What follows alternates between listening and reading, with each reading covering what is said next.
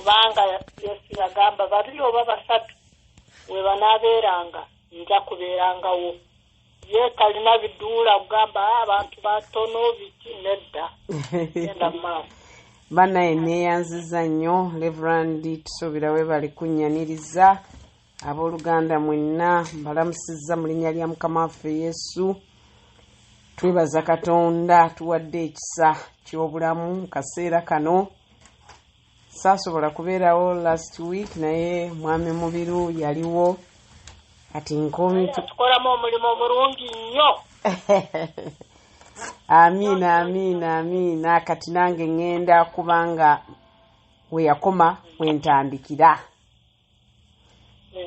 Kitaffe omutukuvu tukwebazizza nnyo nnyini olw'akaseera kano nga tukkiriza nti wooli okwongera okutusomesa, okwongera okutubikkulira obugagga bw'ekisa kyo bwe buli mu bulokozi.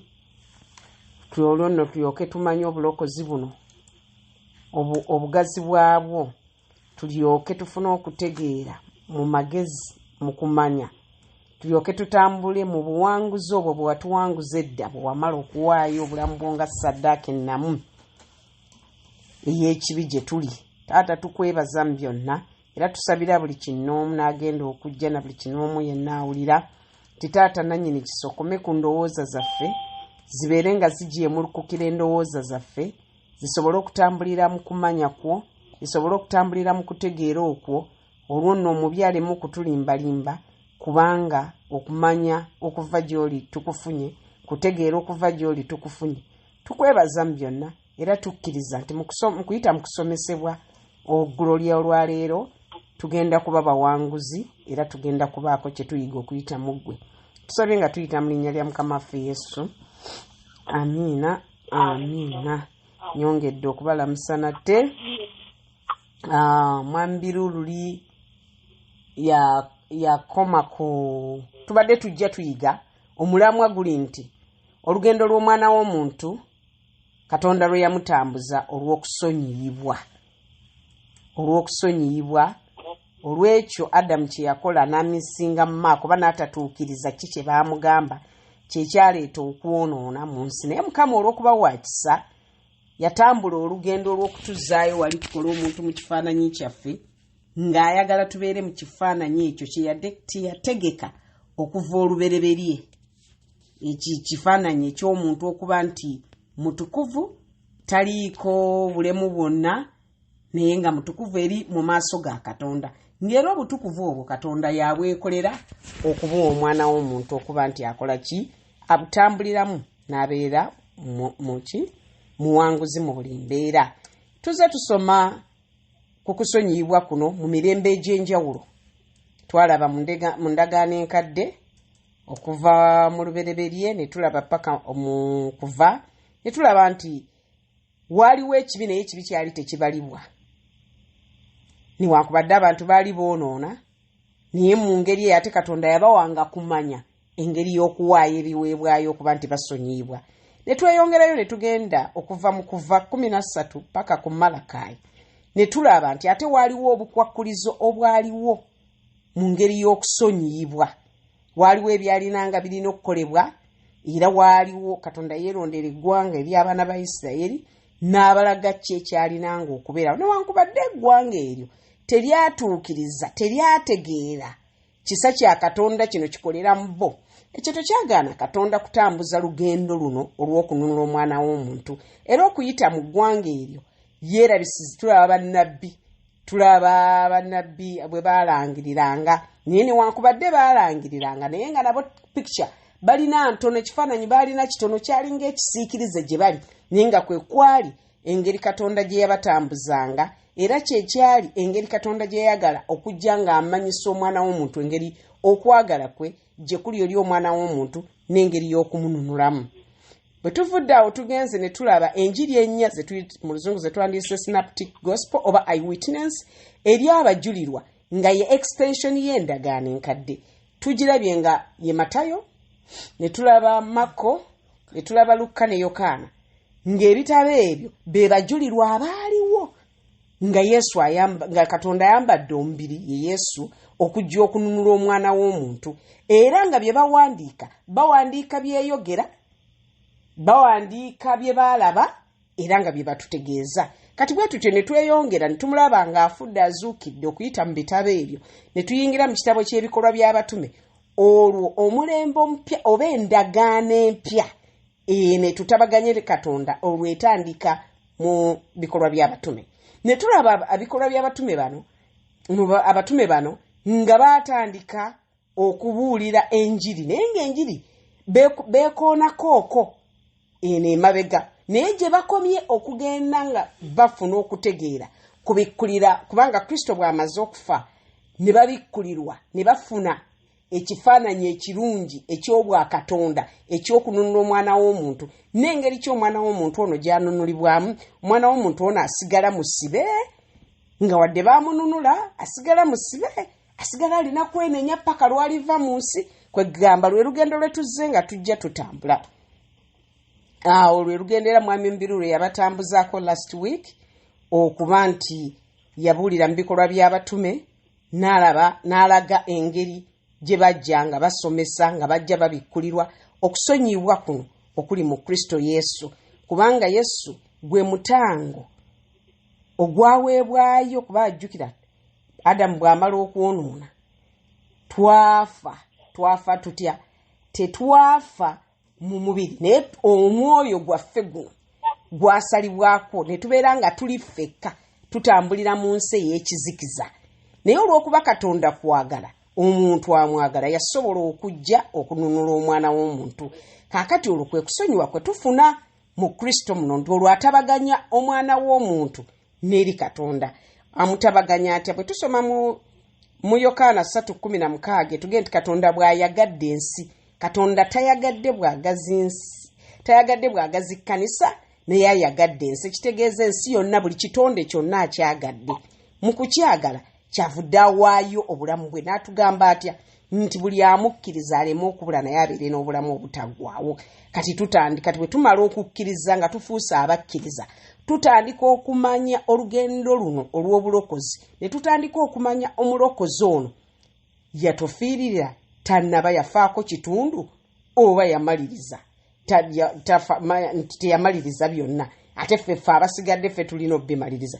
Lwe lugendo luno olw'okuyiga engeri omulimu guno gye gwaggwa tusobole okuyiga okutambulira mu mulimu guno ogwaggwa nga endowooza yaffe tesibibwa na birala wabula ebikkuka mu kuyita mu kigambo kya Katonda okumutegeera ye tusobole okuba nti tuwangula mu buli mbeera omulabe tatunyigiriza. Kuba bwe tumala okulokoka omulabe aba takyasobola kukolera mu ffe naye ate asobola otunyigiriza atya kuba tuba tetutegedde mu butategeera bwaffe omwo mwayita otunyigiririza naye bwe tutegeera abatalina kifo waayita kujja tunyigiririza. Amiina abooluganda. Amiina. Akati tutandika bwe tuti olwaleero nti Kristo yabonyezebwa okuyita mu kubonyezebwa ffe twasonyiyibwa era mu kusonyiyibwa okwo Kristo ye yali saddaaka ye ffe twali baakufa naye ye yafa mu kifo kyaffe olw'okwagala kwa Katonda okuyita mu Kristo. Kristo ono yawaayo omubiri gwe ng'enjogera y'olwaleero bw'egamba nti amuyiiriddewo omubiri. Kati Kristo yatuyiirawo omubiri gwe ffe tusobole okuba abalamu era nga buli amukkiriza abeera mulamu. Kati mu okuwaayo omubiri gwe guno okubeera ekiweebwayo eky'ekibi eri ffe abaana b'abantu tewali kakwakkulizo kubanga obukwakkulizo Kristo yabusisinkana oba yabumaliriza omulimu gwaggwa. Kati tutandika okumanya omulimu guno guggwa gutya era bwe gumala okuggwa kiki tukola. Kati tutambula tugendako mu Bakolosaayi essuula 1 olunyiriri lwa 14. Amanya Godfrey Sempewa nze nsoma Bakolosaayi 1 essuula 1 olunyiriri lwa 14. Eyatununula n'atusonyiwa ebibi byaffe oyo Kristo yatununula n'atusonyiwa ebibi byaffe, era mu kununulibwa okwo mwe twasonyiyibwa tetugenda kununulibwa naye twanunulibwa okuyita mu musaayi gwa Yesu. Era buli lwe tuwulira ekigambo kino omusaayi gwa Yesu, omusaayi gwa Yesu guno gutegeeza ki?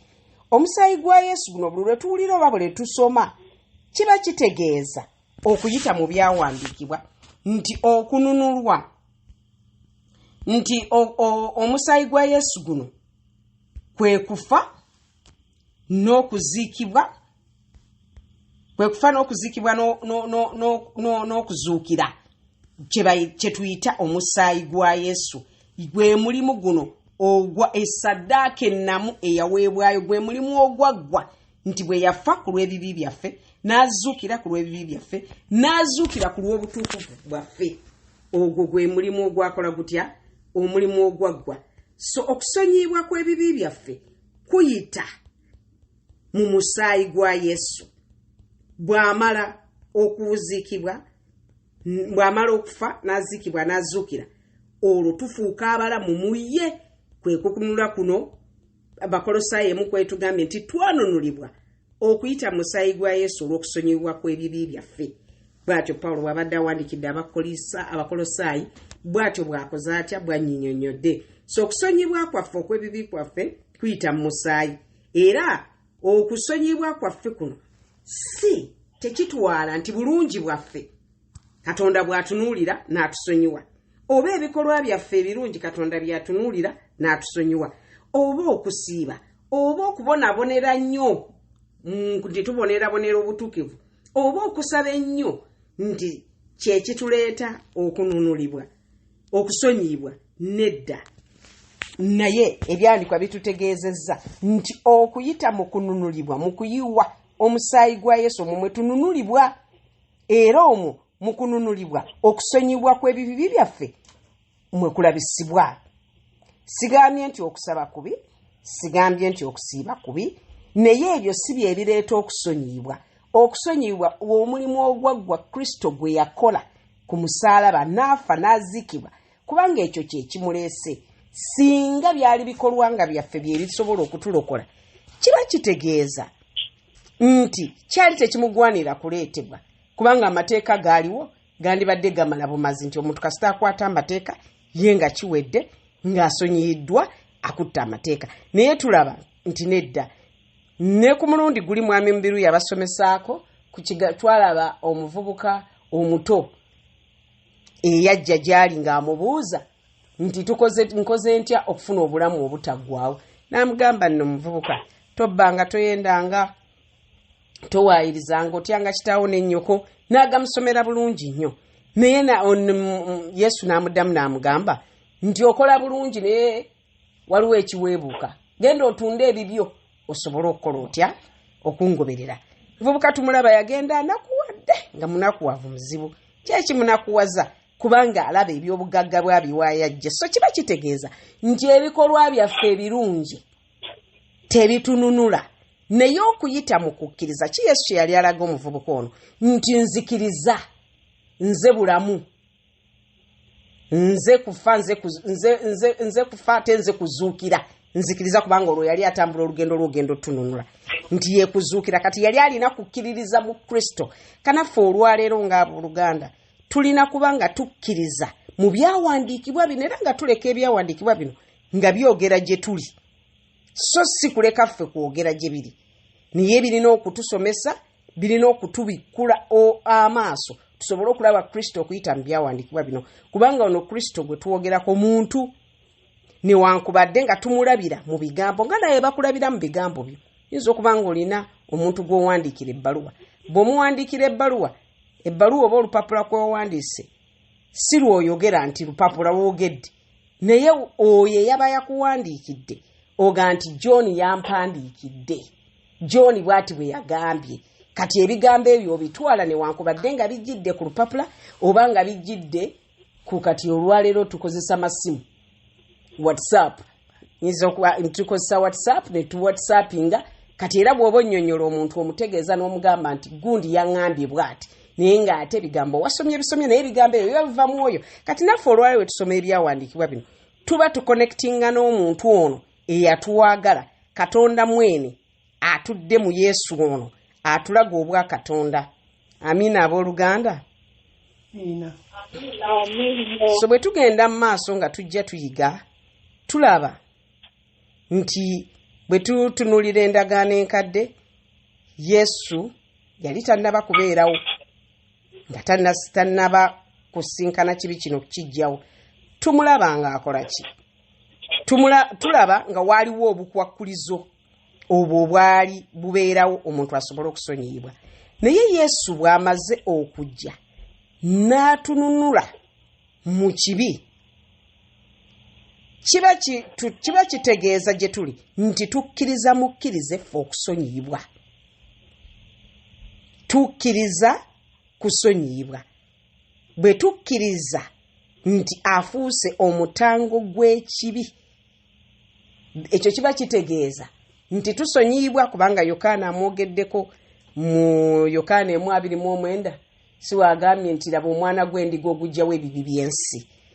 So kati omwana gw'endiga ogwo gwe gwajjawo ebibi. Kati bwe tukkiriza nti tuli boonoonyi ne tukkiriza nti ono yafuuka ekibi gye tuli ffe tusobole okuba abalamu, bwe tukkiriza tusonyiyibwa. So okusonyibwa kwa kukkiriza si kwa kuba nti tumala kwatula byonoono byaffe, kuba tulabye emirundi mingi twatula ebyonoono netuddamu.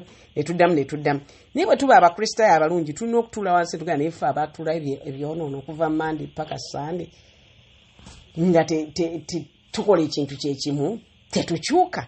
Kiki kiba kitutwalira okuddayo okwetegereza ebyawandiikibwa bino tusobole okuba nti bitulungamya bulungi nnyo.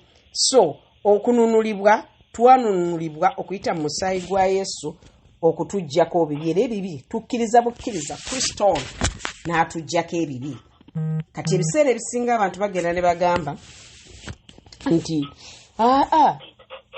gokkiriza bukkiriza bwekityo nti kiyinza okulabika ng'ekitakola eri okutegeerako, naye okuyita mu byawandiikibwa kikola nti omuntu bw'amala okutegeera tafuna layisensi eyonoona, naye omuntu bw'amala okutegeera afuna okutegeera kwa Katonda n'amanya nti kati ntegedde nyambadde embala ya Katonda. Abadde akola ebitaliimu alekeraawo. Lwaki? Kubanga kati nnekya afunye nnekya ey'obwa Katonda, atandika okulowooleza mu ekyo ekipya.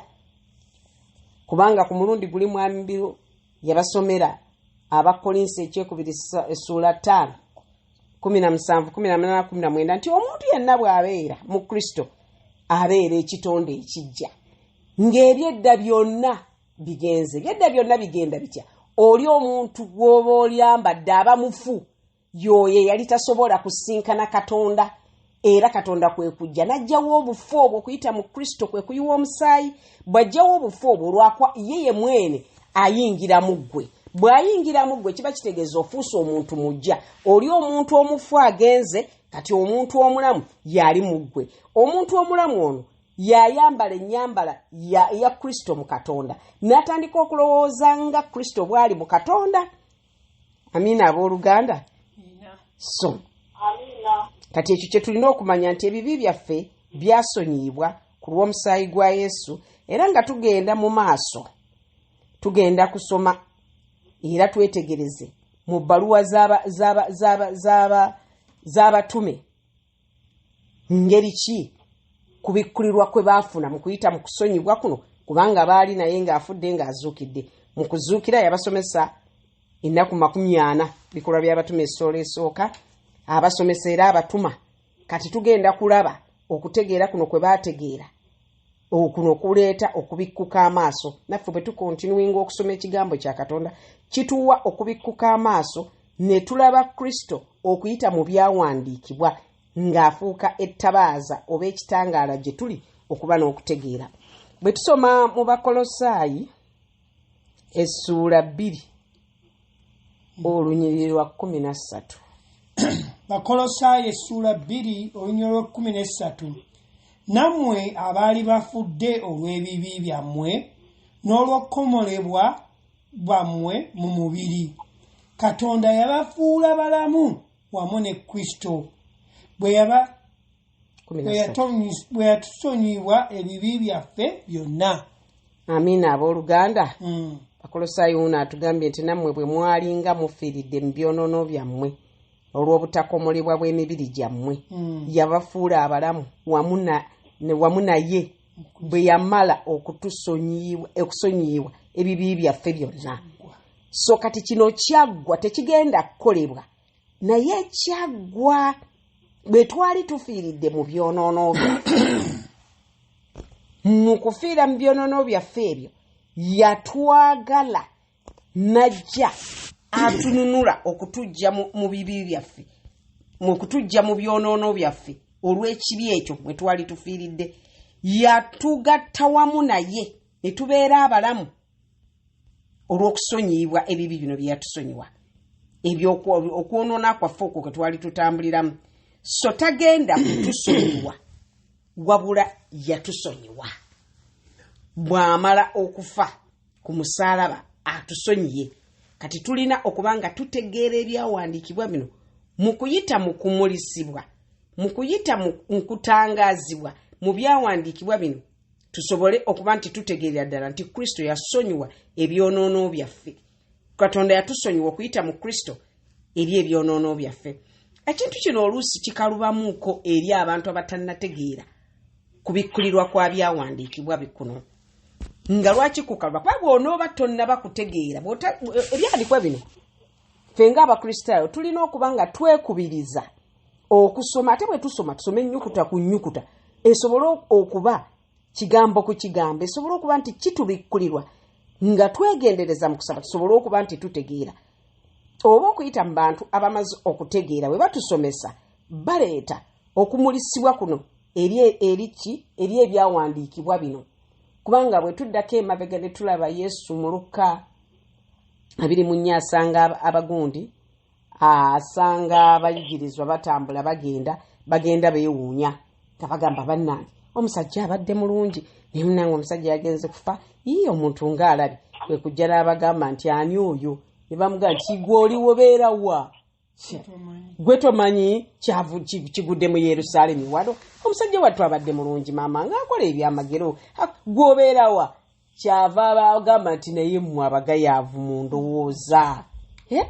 Temwamanyi, temukisomangako nti yalina okujja abonyezebwe attibwe azuukire, alyoka azuukirire mu kitiibwa. Ebyandikwa bitutegeeza bwe tukkirira mu nnyiriri eza wansi, bitugamba nti n'abikkula amaaso gaabwe ne balyoka bategeera ebyawandiikibwa.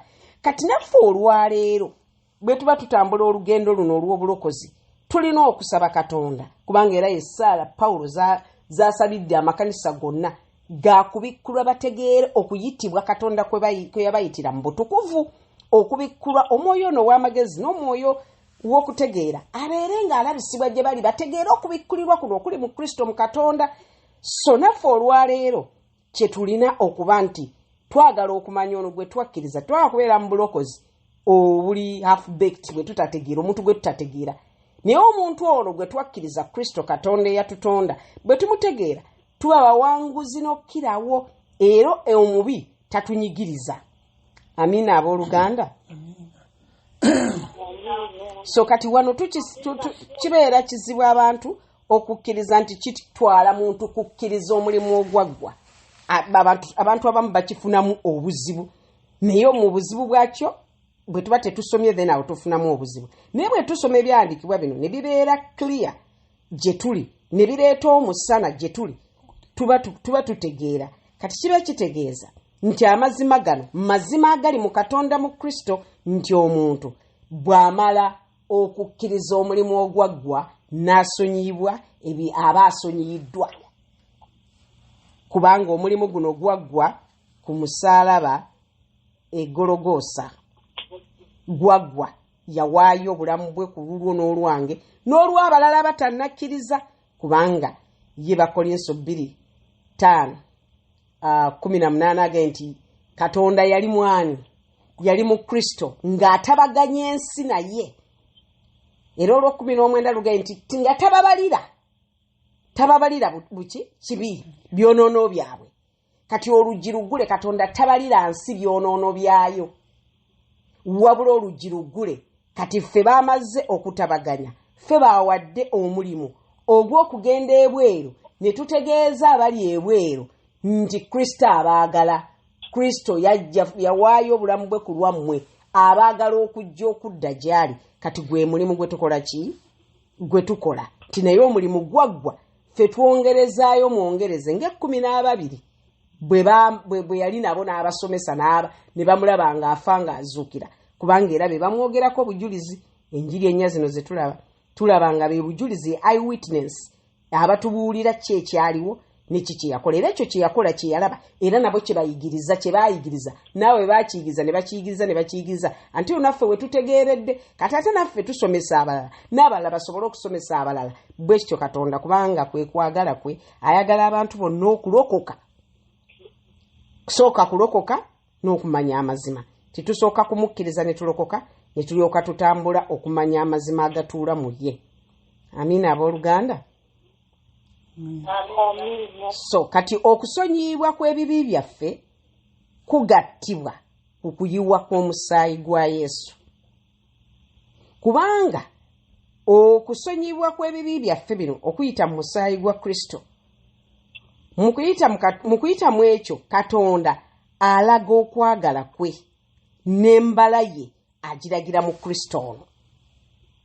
So kitwala ffe okukitegeera nga tusoma ebyawandiikibwa bino ne tubyekaliriza. Bwe tubyekaliriza, olwo nno okumanya n'alyoka ajja gye tuli.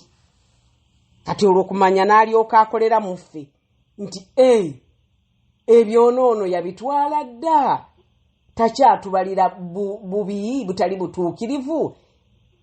Kati ekitegeeza ffe tutambulira mu mulimu ogwaggwa, omulimu guno gwe tutambuliramu. Era tujja genda nga twetegereza bulungi nnyo, nga tulaba nti tewaali kakwakkulizo konna oba nteekateeka oba ekintu kyonna ekidimandingibwa okusonyiyibwa kw'ebibi bino, kubanga gwali mulimu gwe ye Kristo mwene gwe yeekolola ffe tusobole okununulibwa. Era Katonda yatusonyiwa. Bwe tugaa yatusonyiwa, kiba kitegeeza nti ekyo kyaggwa. Tagenda kutusonyiwa, wabula yatusonyiwa. Kati ffe tukkiriza omulimu ogwaggwa nti gwaggwa, so okusonyibwa kwaffe kwaggwa. Era tujjukira nti Kristo mu kufa kwe kuno, mu kufa kwe, mu kuziikibwa n'okuzuukira, olwo nno olwo mwe tukola ki? Mwe tuweebwa okusonyiyibwa kw'obutuukirivu. So tetulina kubeera nti twatula bibi naye bwe tutegeera tutandika okutambulira mu lugendo olwo olw'omulimu ogwaggwa. Naye tulaba nti Yokaana Omubatiza nga ali mu extension gye tuyita extension y'olugendo lw'endagaano enkadde, kubanga awo yali azze okutulaga okuintroducinga Kristo. Ye tumulaba nga ye mu kubatiza kwe, mu kubatiza abantu mu biro ebyo, bo bagendanga baatula ebibi byabwe olw'okusonyibwa, obasobole okusonyiyibwa. Naye Yesu bwe yatuuka mu njiri zino ennya, tumulaba aintroducing oba atandika obuliwo bwe. Kati azze tumulaba ono amaze okumutulaga ti guguno omwana gw'endiga ogujjawo ebibi by'ensi.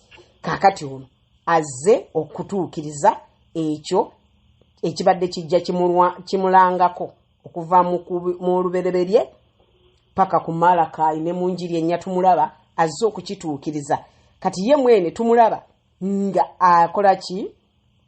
Asonyiwa awatali kakwakkulizo, kubanga buno obuliwo bw'endagaano empya tebuliiko bukwakkulizo, kubanga kati ye yatuukiriza obutuukirivu bwonna. Kati azze okutulaga ekyo kye tuli mu ye.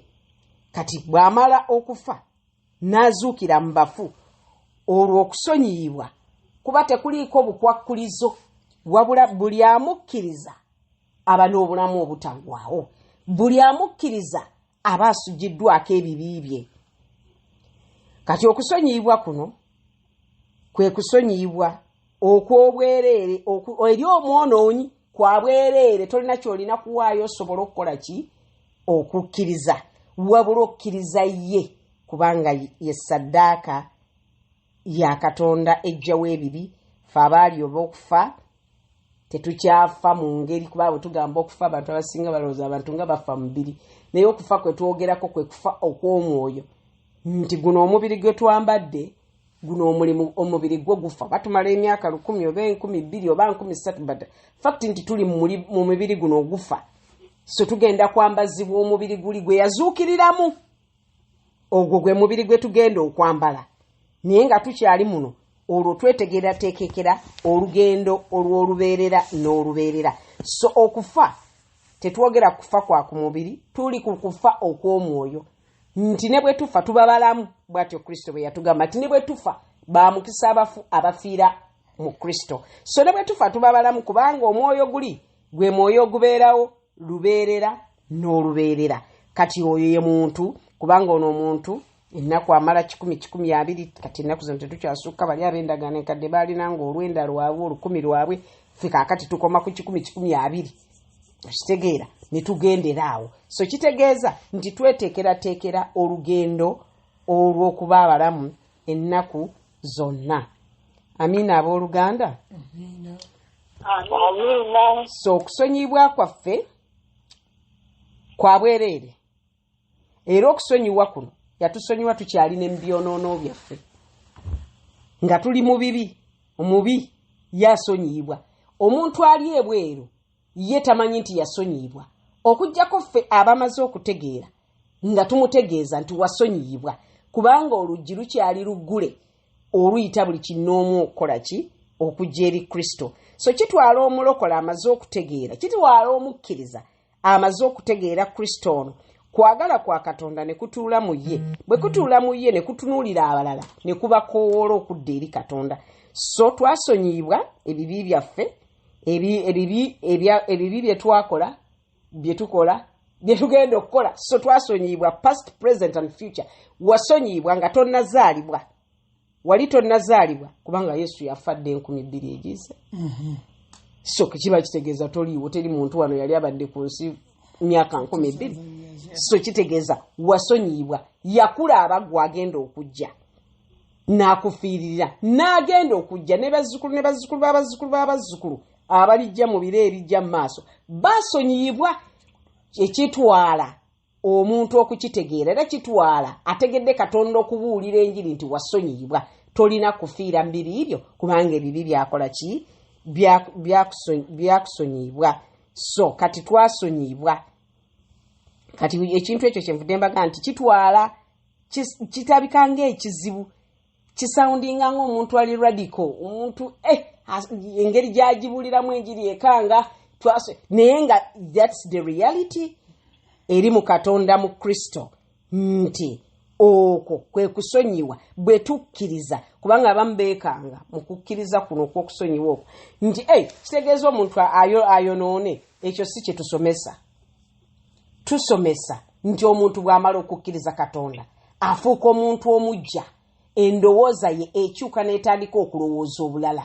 Bwe mba nga mbadde ndi musajja oba ndi mukazi ngenda neebakaabaka buli ku muntu, bwe mbala okulongooka endowooza mmanya nti guno omubiri Kristo yagutuulamu, sisaanidde kukola kitakukwanira kubanga atuula mu ye. Teri muntu yali ategedde Katonda ne yeeyonoonesa. Amiina abooluganda? Amiina. Kitutwalira ffe okutegeera ebyawandiikibwa bino. Teri we bigamba nti genda oyonoone, genda obbe, genda okole kyaa. Bituyigiriza enkola ya Kitaffe ali mu ggulu, era nga Kristo yatulaga ekyo Katonda kyali. Bw'abanga Kristo yali ku nsi nga tabba, tayenda, tawaayiriza, tawalana, kiba kitegeeza nange sirineyo, si mbala ya Kristo. Buli lwe mmanya nti embala ya Kristo kwagala, bugumiikiriza, ssanyu, kusonyiwa, nange eyo yembala gyenkola ki? Gyemba nyambadde. Kati bwe nkantanda neŋŋenda n'enfuuka ekirala kiba kitegeeza nfuuka kyessiri kubanga kyendi kyekyo Kristo kye yantegekera okuva nga n'ensi tennabaawo.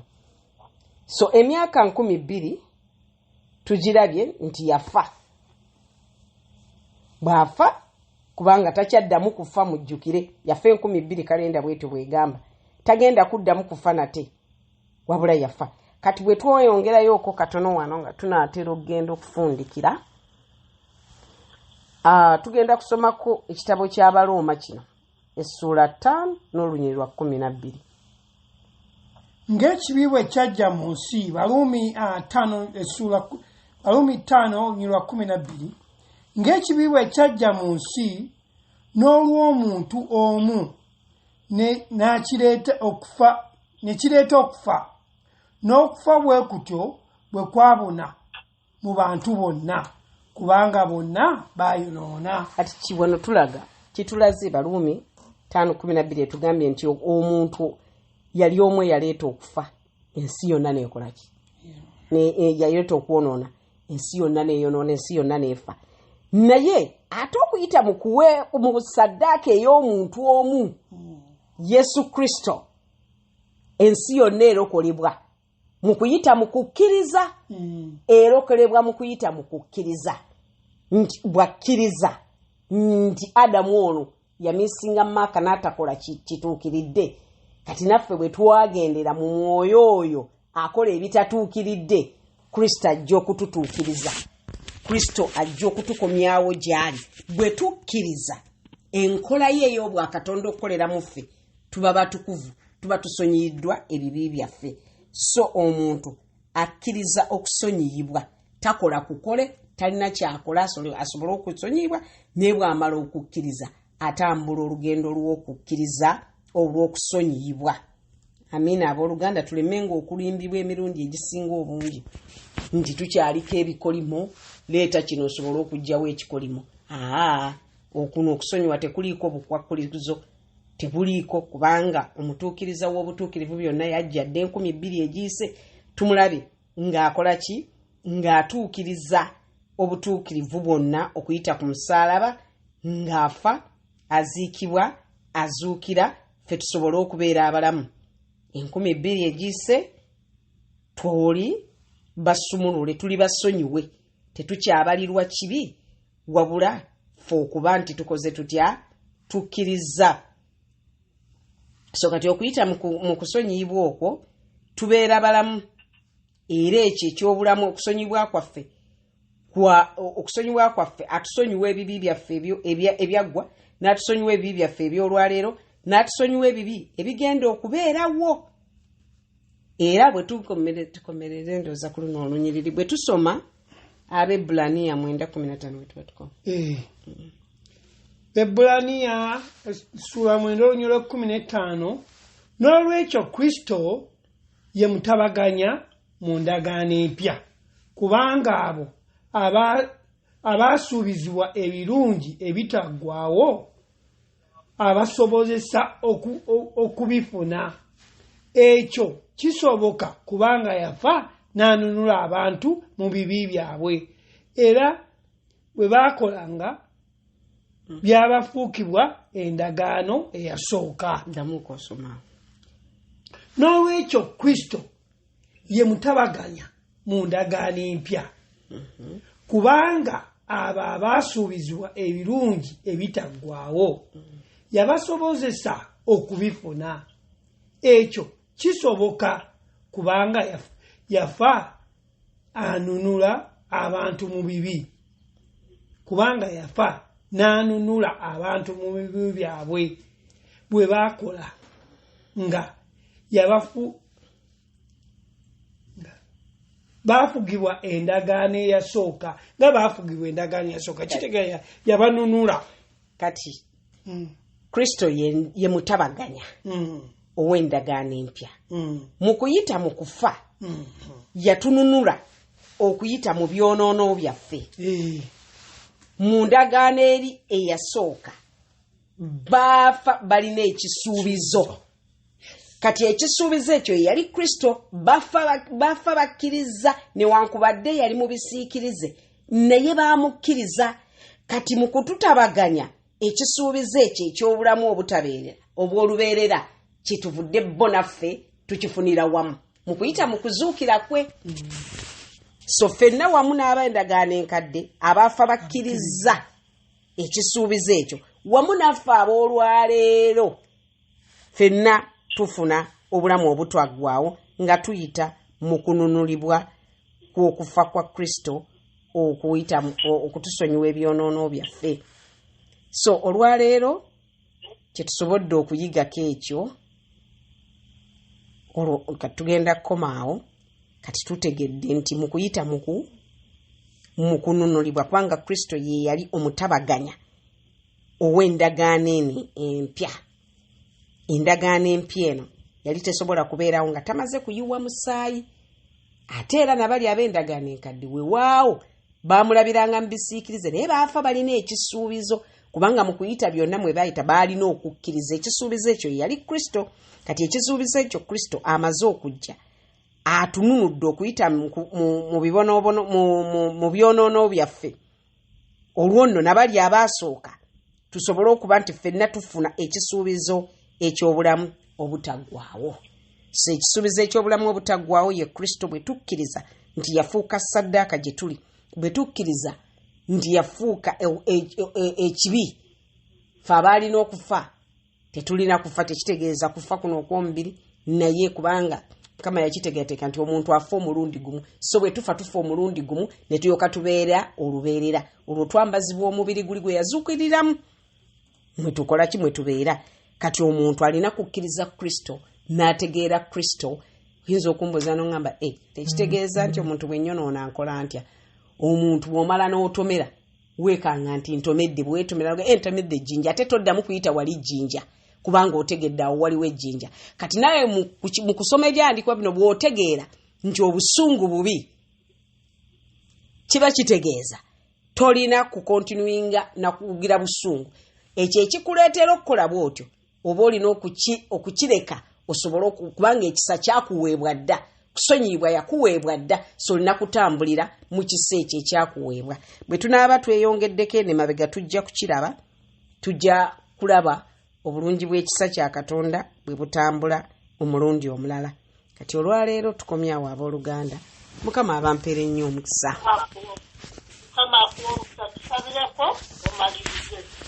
Okay. Kitaffe omutukuvu omuyinza w'ebintu byonna tukwebaza.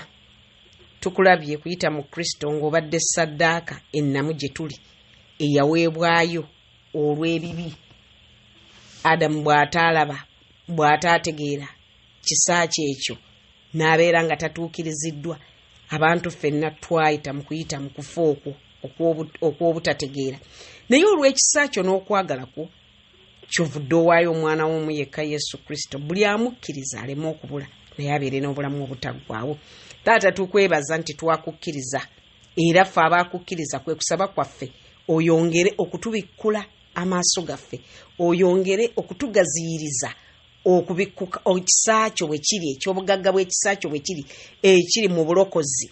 Olwo nno tulyoke tuyige okutambulira mu kumanya okwo ne mu kutegeera okwo okw'obwakatonda mu bwakabaka bwo obuli mu bulokozi, ekyo kye watulokolamu ekyekibi kireme nate okutufuga mu ndowooza naye kibeere nti tusumulukuka mu ndowooza ne tutambulira mu maanyi agakuzuukiza ne tulabanga bw'olaba taata ow'ekisa ne tusumulukuka mu buli mbeera yonna ne tubeera abawanguzi. Taata tukwebaza wakati mu ffe muyinza okubeeramu abalwadde abalina ebizibu, tusaba nti amaanyi ago agakuzuukiza Mukama taata ge maanyi ate ge watuwa n'otugala tunaasabiranga abalwadde. Kati eri abalwadde tubasabira ti endwadde zonna ezibadde zibanyigiriza, ezibadde zireeta okulaba nti zibatawanya mu mibiri gyabwe, twogera eri endwadde ezo nti va mu mibiri gy'abantu mu babakkiriza mu linnya erya Yesu omwana wa Katonda omulamu. COVID, high blood pressure, sugar, tubigamba va ku kikolo mu linnya lya Yesu omwana akatonda omulamu ne twogera eri obulamu gye bali taata ow'ekisa eri abeetaaga emirimu taata tusaba oggulewo enzigi oba favoring wherever they go Father God eri abalina ebizibu byonna tusabye nti gwe katonda obisisinkana era obijjawo kubanga ekizaalibwa katonda kiwangula ensi so tuli bawanguzi n'okkirawo kitaffe tukwebaza mu byonna tusabye nga tuyita mu linnya lya mukama waffe Yesu amiina. Amen. Era n'omukisa gwe katonda okusinga okutegeera kwonna gumamire omuweereza wono ne famire ye yonna gutumamire ffenna abali ku mukutu guno n'abo bambi abatasobodde ate nga babeerawo ate weyongera okugenda Uganda gumamire ensi yaffe nawamu ate gujjeko ebizibu byonna ate tuleke kuwulira buwulizi omukisa ogwo gutuwa okukwata ebigambo muzaana wono gyatubuulidde mu linnya lya kitaffe n'omwana n'omwoyo omutukuvu amiina.